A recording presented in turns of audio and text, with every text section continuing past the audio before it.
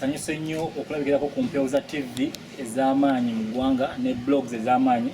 Amannya bampita Jamaya Minim, omu ku bayimbi abali ku concert yabayita Kind Heart Concert egenda okubaayo nga 25 guno omwezi luno olw'omukaaga luno. So ensonga lwaki tuze wano twagala okubategeeza nti concert eno etegekeddwa Silas Rosero, omuyimbi wa reggae, ate ng'egenda kuyamba abawala abakosebwa mu lockdown eno. Abamu baafuna embuto tebasobola kuddayo ku masomero, so ne tulowooza kiki tukolera abantu mu community tukola concert eno gye bayita Kind Heart Concert. So tubasaba mwenna mugiwagire nga bannange obunawe bazze leero n'abamawulire mwenna we muzze twabayise.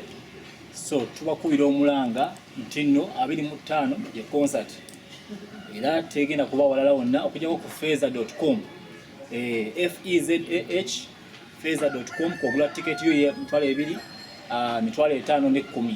Ayagala okwongera okuwa obuyambi eri abantu bano abakoseddwa mu lockdown kuyita mu kivulu kino, okuba bukubi okubisaamu emirundi gya ticket ku mutimbagano ogwo ojja kuba osobola okufuna sente zennyini entuufu mu bungi zoyagala okuwa abantu bano okuyita mu kivulu kino.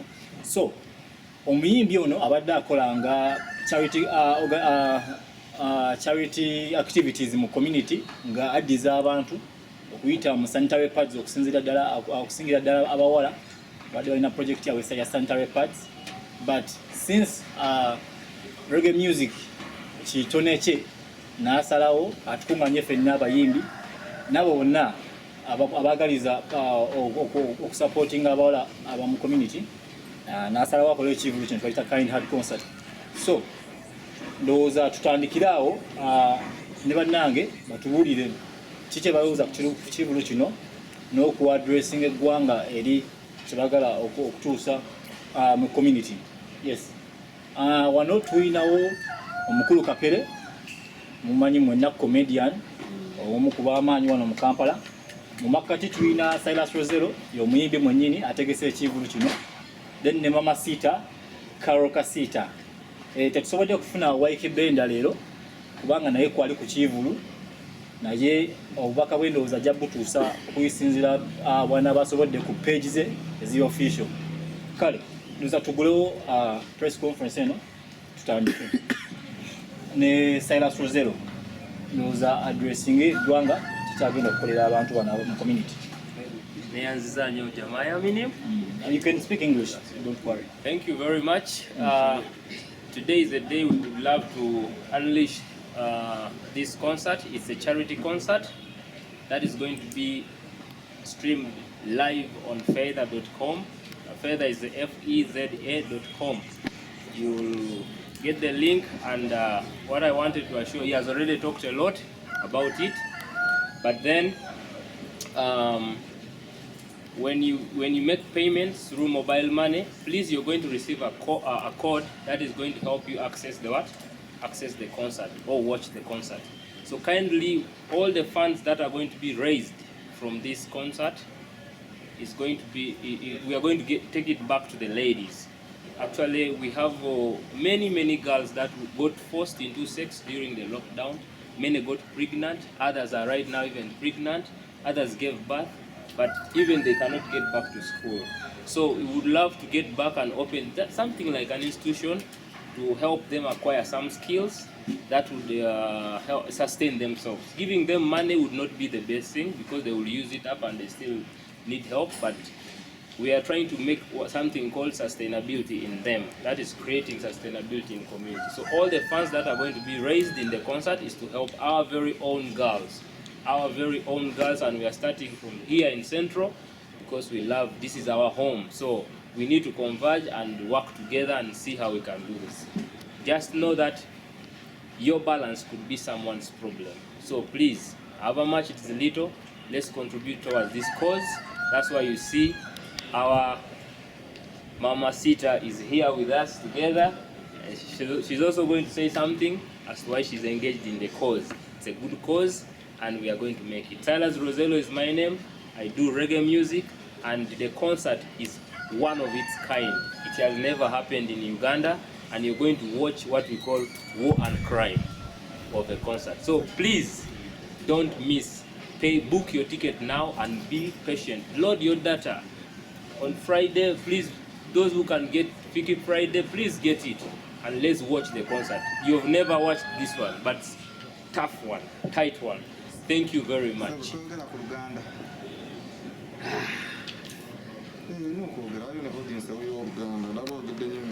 I'm an artist and I'm featuring on the concert happening on the 25th of September, this Saturday.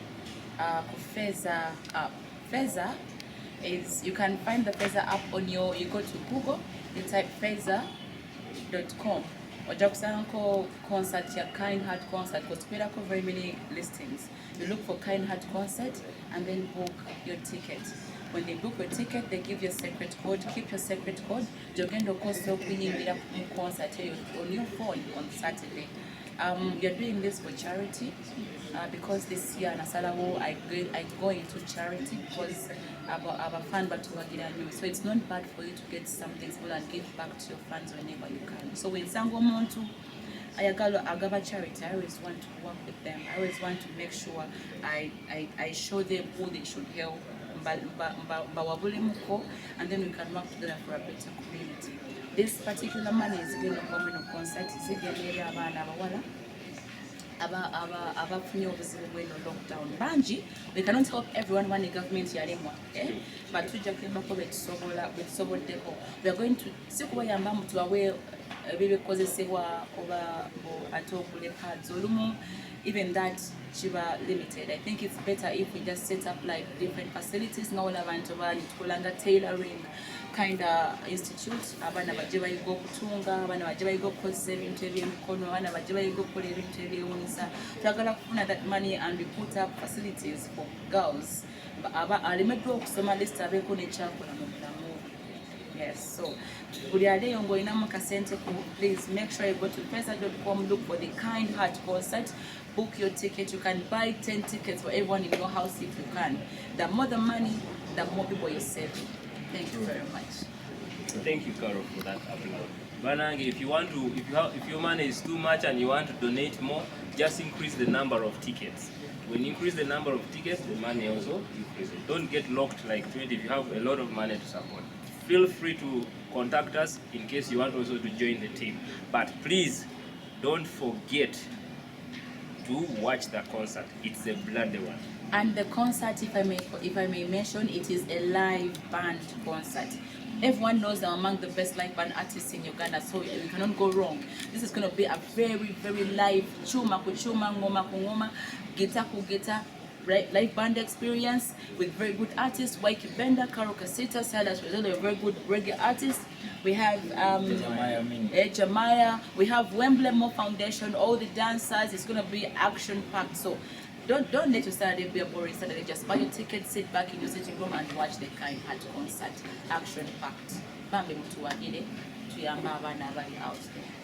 Kati simanyi bamwinayo ku bibuuzo bimwanjogera ku Google yo no typingamu Feza chiri FEZAH no circle dot then com eri COM, so feza.com. Bw'onyigamu ekigambo ekyo nga bwe nkikulagiridde kikutwala butwazi wennyini ticket w'ogigulira.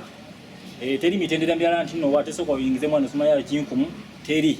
Ogenda bugenzi ticket w'ogigulira, omala ogula ticket yo bakweza code, then ye code gy'okozesa okulaba show eno. Show egenda bira live.